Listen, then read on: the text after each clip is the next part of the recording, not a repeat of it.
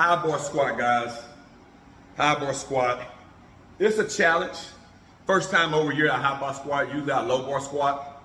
And if you don't know what that means, high bar squat means the bar rests up on your traps, right here, the shelf up here. You put my back together, the shelf up here. And low bar sits a little bit lower than that, right around the center part of your rear deck area where your shoulder goes.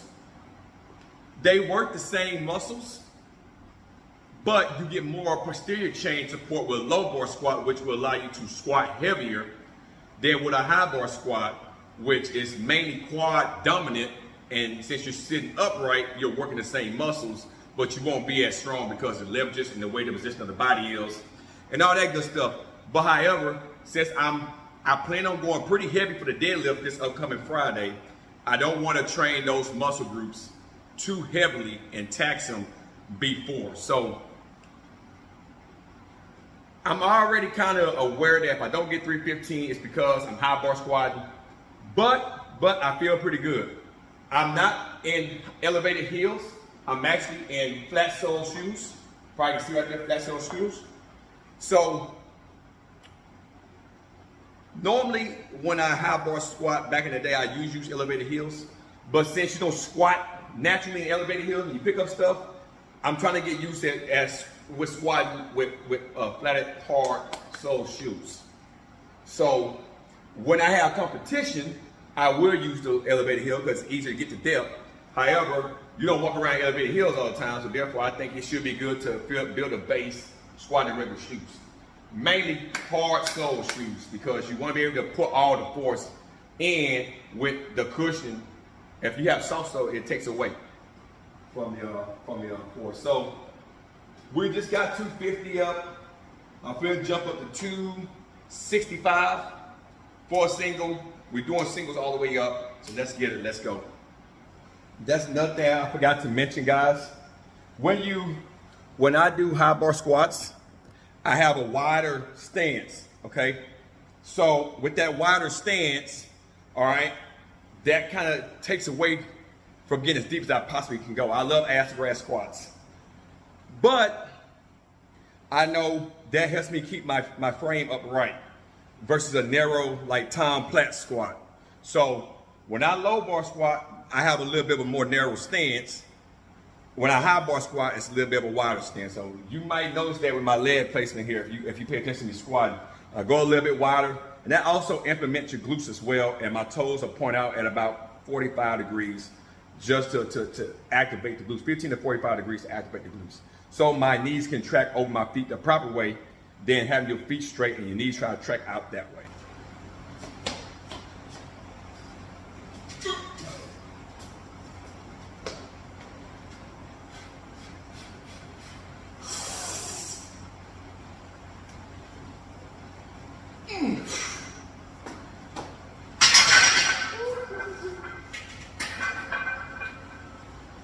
And that's a little heavy.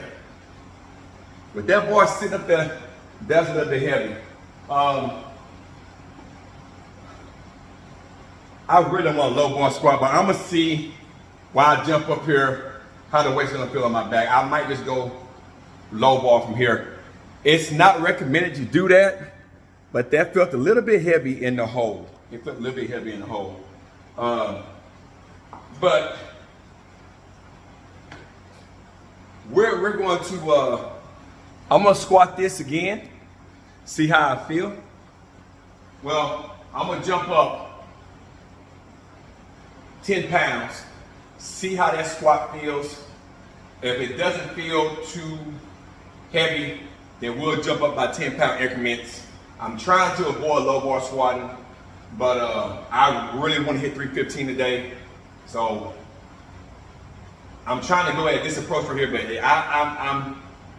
I'm thinking about squatting over the low bar squat. I love low bar squatting, but I'm really trying to save all this for, and that looks so gay, but I'm trying to save my posterior chain to go as heavy as I can on Friday. So I'm gonna jump up to 275, go for a single, but this is 275. I said 265. Yeah, this is 275.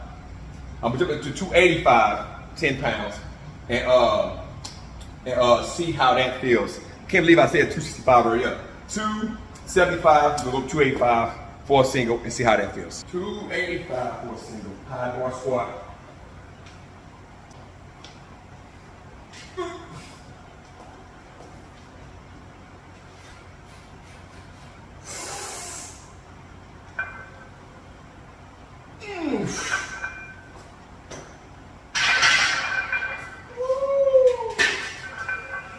Oh man. Let's go 295. Let's see 295. I'm gonna go ahead and try low bar. I went ahead and put my Nike elevated sole shoes on. Shocks at the bottom to help. But not really shocks, but they're elevated heels. Matter of fact, I'll show you what I mean. Got these at the bottom. Elevated shoes. It's a Nike shock. So I'm gonna put this on. I ain't warm in a while, but I don't want to risk not getting the depth. I seen that last lift. I went back and watched it on camera. It looked like I got right to parallel, and I want to get to or just slightly south of parallel. So I'm gonna put the elevated shoes on and see how this does. And we're gonna switch to a low bar and go ahead and see if I get 315. So this is 295 on the bar.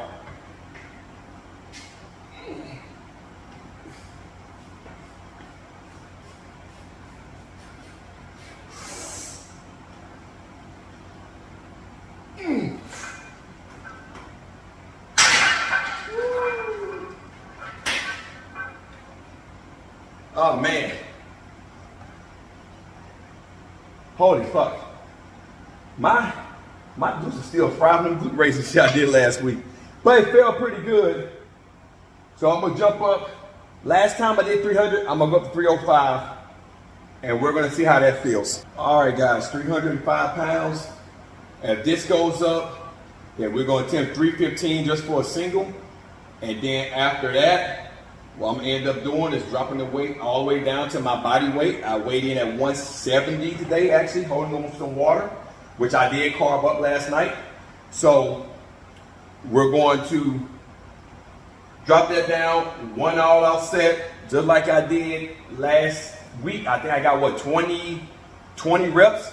I'm gonna try to go for 21 reps and see if I can get there.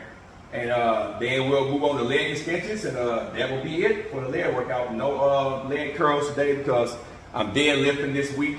So I want to save my hamstrings and glutes from the leg curls. So we're just squatting and doing some leg extensions, and that will complete the leg workout today. Well, I might do some lunges. I'll put some lunges in there too, and then that'll be it. So let's get this 295 for 305 pounds of Jesus Christ. You got 305 pounds of guys. And go from there.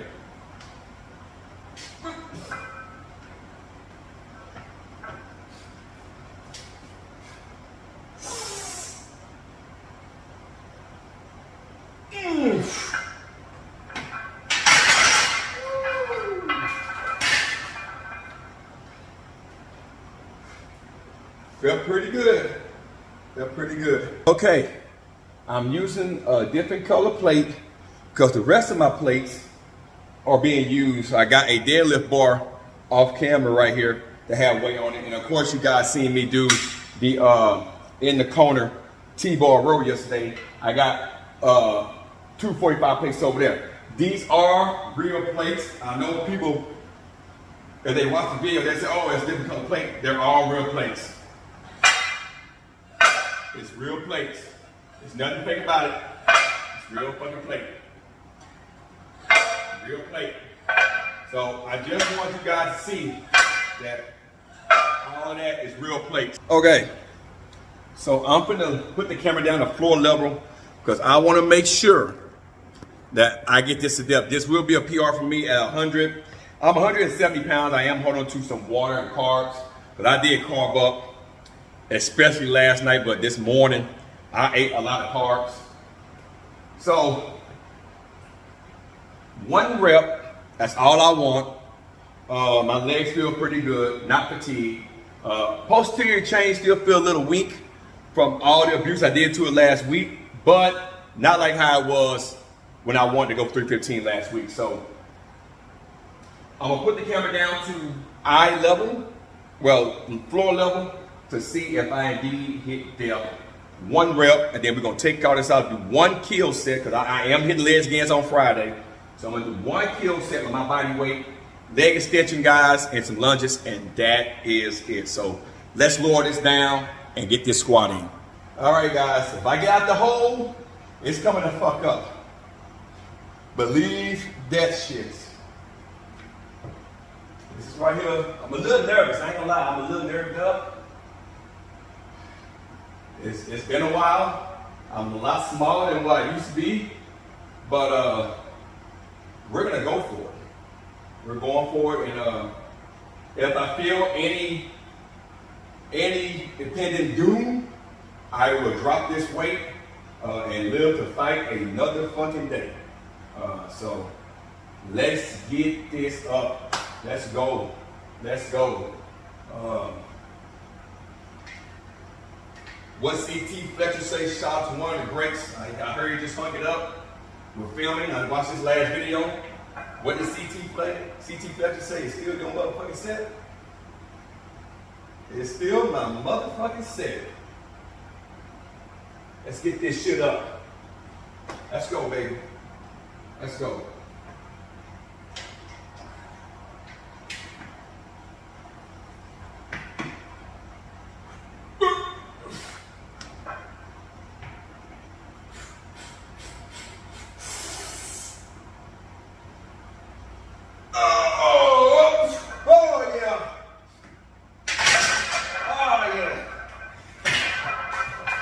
The shirt felt like the weight was trying to slip, but at low bar, and I still got a little weakness here. I felt it in the hole. That's why I wanted to do high bar, but hey, that is fine. I am not going to complain. That felt pretty goddamn good. Real goddamn good, guys. Woo! Really fucking good. All right, let's take the weight off, guys, and I'm going all the way down to my body weight, but that is a PR for me. That is a PR. So I feel good. I feel really good. At 170 pounds, single for 315, and it moved pretty smooth out the hole. But not gonna rep it no time soon. Easing back up to that type of strength training, but it felt good. It felt real good. So PR. Let's see if I can break my 20 squat record here today. I keep looking over here at my canvas here now. I'm looking because I swapped it around so I can charge it. Let's see if I can hit this. I gotta get to 20 or 21. I'm going for 21. 21 reps. So let's get it, man. I'm stoked. Let's get it.